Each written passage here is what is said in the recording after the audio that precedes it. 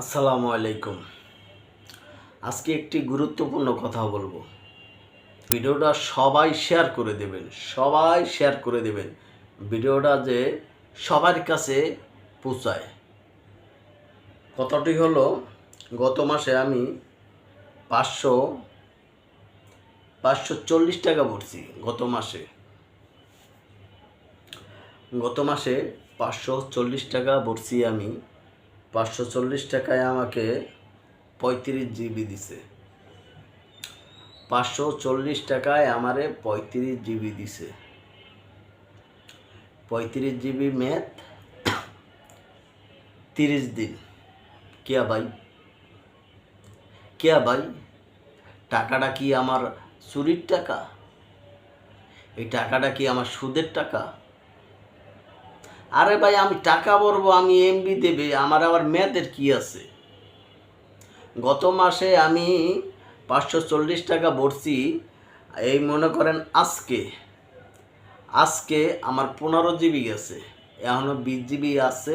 সেই 20 জিবি আমার 20 জিবি কাইটটা নিয়ে গেছে। এটা কথা হলো ভাই? আমার পরিশ্রমের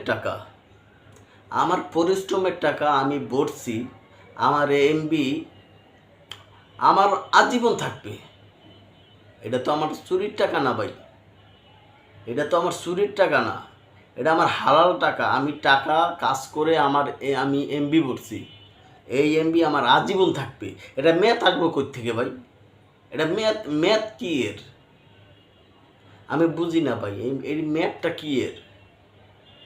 আমি টাকা দিয়ে আমি এমবি ভরছি। আমার এমবি আমি আজীবন ভরে থাকবে। আমি অল্প অল্প করে চালাবো। এত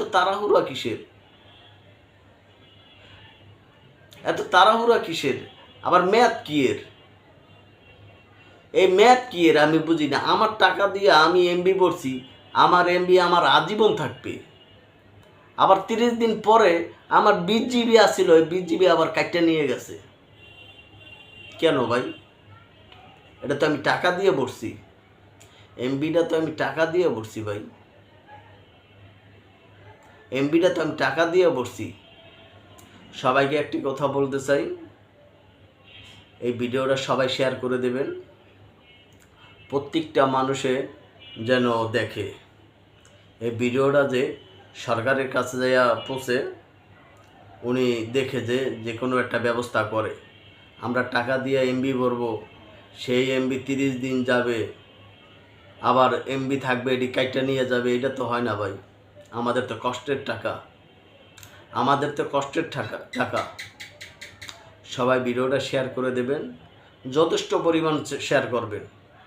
কেউ মিস করবেন না, ভিডিওটা শেয়ার করে দেবেন সবাই।